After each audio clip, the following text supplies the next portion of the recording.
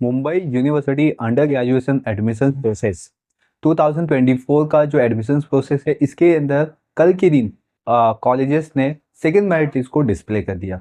अब बेसिकली जो second merit list था, इसमें बहुत सारे बच्चों लोग के नाम्स आए होंगे और बहुत सारे बच्चों के नाम नहीं आए होंगे। पहले तो क्वेरी ये है कि सर कैसे हम चेक कर सकते हैं कि हमारा नाम सेकेंड मेरिट लिस्ट में आया हुआ है।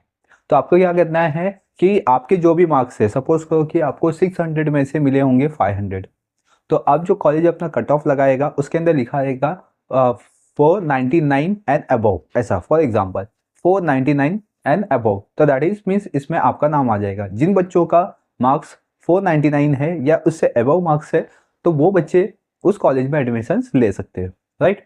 या तो बहुत सारे ऐसे कॉलेजेस होते हैं जो परसेंटेज लगाते हैं, यानी कि 77%, 75%, ठीक है। तो दैट इज मीन्स अगर आपको चेक करना है कि आपका परसेंटेज कितना है, तो बेसिकली लिखा ही रहता है आपके 12 के मार्कशीट पे, तो आप उसके अकॉर्डिंग भी समझ सकते हो कि आपके एडमिशन्स हो जाएंगे। एंड ऐसे बहुत सारे कॉलेजेस हैं जो स्पेसिफाई करते हैं बच्चों लोग के नाम, ताकि उनको समझ में आ जाए कि ये बच्चा इस कॉलेज में एडमिशन्स ले सकता है, राइट। लेकिन जो सेकेंड मेरिट लिस्ट है, ये सबसे ज़्यादा टफेस्ट कॉम्पिटिशन हो जाता है। एंड जो थर्ड मेरिट लिस्ट आएगा, ये याद रखना कि ये भी बहुत ज़्यादा टफ हो जाएगा। मोस्ट ऑफ द बच्चों लोग को ऐसा लगता है कि फर्स्ट मेरिट लिस्ट में नाम नहीं आया तो क्या हुआ, सेकंड मेरिट लिस्ट में नाम आएगा, थर्ड मेरिट लिस्ट में नाम आएगा, जो कि ये रॉन्ग थिंकिंग हो जाती है आपकी। क्योंकि याद रखिए, फर्स्ट मेरिट लिस्ट में जितने ज़्यादा बच्चे एडमिशन ले लेंगे किसी भी कॉलेज में, उतना ज़्यादा उनका सीट फुल हो जाएगा।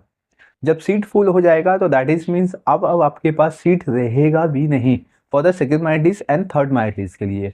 जैसे कि यहाँ पे आप ये कॉलेज देख सकते हो, इसके अंदर ऐसे नंबर ऑफ द कोर्सेज है जिसको क्लोज कर दिया गया है, राइट। अब इसका मतलब क्या है, क्योंकि इसमें फर्स्ट मेरिट लिस्ट में इतने सारे बच्चे लोग ने एडमिशन ले लिया कि सेकेंड मेरिट लिस्ट के लिए इनके पास सीट ही नहीं बची है।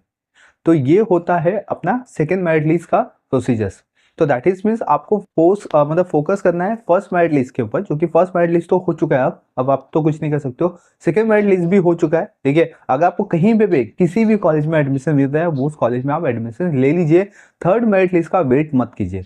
थर्ड मेरिट लिस्ट में अब बहुत सारे बच्चे आएंगे सामने, मतलब कि उनका कट ऑफ भी होगा, तो दैट इज मीन्स फिर आपको थर्ड मेरिट लिस्ट में भी प्रॉब्लम आ सकती है।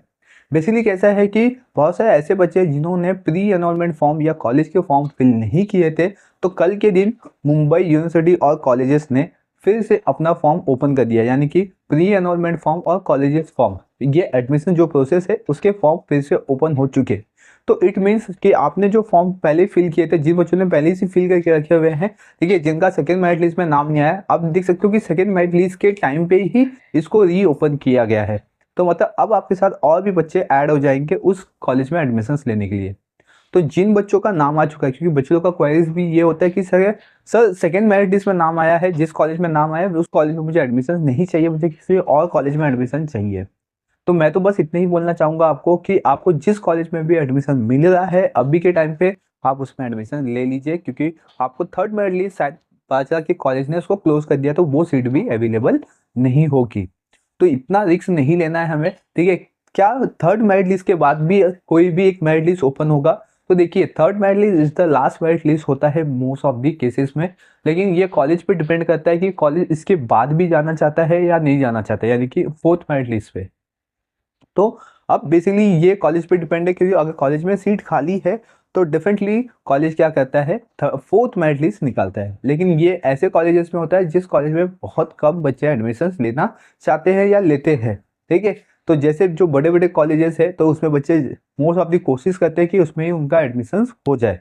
तो ऐसे कॉलेजेस में फोर्थ मेरिट लिस्ट आना बहुत ज़्यादा डिफिकल्ट सिचुएशंस में आता है, यानी कि इम्पॉसिबल जैसे केसेस होते हैं, ठीक है। क्योंकि इसमें जो बच्चे एडमिशन लेते हैं उनके मार्क्स ही उतने होते हैं 90, 94, 95, ठीक है, या तो मोर देन 80 होते हैं। तो इनका जो फर्स्ट कट ऑफ ही निकलता है वही 90 तक निकलता है, सेकेंड 80 तक निकलता है या 85 तक निकलता है।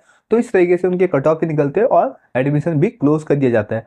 बहुत सारे ऐसे कॉलेजेस हैं जो फर्स्ट मेरिट लिस्ट पे ही मतलब अपना सीट फुल करके सेकेंड मेरिट लिस्ट पे क्लोज कर देते हैं, और ऐसे कॉलेजेस हैं जो सेकेंड मेरिट लिस्ट निकालने के बाद थर्ड मेरिट लिस्ट पे अपना सीट क्लोज कर लेते हैं। यानी कि आपके जो एडमिशन होने वाले चांसेस होते हैं वो बहुत ही रेयर केसेस में होते हैं, ठीक है। अगर आपने कॉलेज के फीस पे नहीं किए तो आप तुरंत फीस पे कर दीजिए, ठीक है। Right. Document verification, online verification document है, उसको भी और जल्दी से जल्दी फिलअप कर लीजिए। ठीक है, कोई भी कॉलेज जो आपको लग रहा है, जो आपको मिलेगा या मिल रहा है, ठीक है, जहाँ पे आपको अलॉट हो चुकी है सीट, वहाँ पे जाइए, अपने एडमिशन्स को कंफर्म कर लीजिए। देखिए, कोई भी रिस्क लेने की जरूरत नहीं है। देखिए, आप ये सोचो ये कॉलेज में चाहिए, वो कॉलेज में चाहिए, आप आपका कट ऑफ देख लीजिए, उस कॉलेज के अकॉर्डिंग क्या उस कट ऑफ में आपका नाम आ सकता है। और जैसे मैंने कहा कि आ सकता है, ये सेकेंड कंडीशन हो जाएगा, लेकिन कॉलेज क्या करेगी, सीट क्लोज कर देगी। तो इट मीन्स आपको वैसे भी किसी और कॉलेज में जाना पड़ेगा, और अभी भी आप किसी और कॉलेज में आराम से जा सकते हो, राइट। तो सेकेंड मेरिट लिस्ट, जो कि कल के दिन बहुत सारे बच्चों के लिए बहुत ज़्यादा डिफिकल्ट था, ठीक है, क्योंकि बच्चों लोग ने ये सोचा नहीं था कि बहुत सारे कॉलेज के जो सीट है वो क्लोज हो जाएंगे, राइट। और जिनका सेकेंड मेरिट लिस्ट में नाम आ चुका है वो अपना एडमिशन ले लीजिए। और जिन बच्चों ने अब तक रीओपन जो हुआ है मुंबई यूनिवर्सिटी का प्री एनरोलमेंट फॉर्म और कॉलेज फॉर्म अब तक फिल नहीं किया है, उसको फिल कर लीजिए।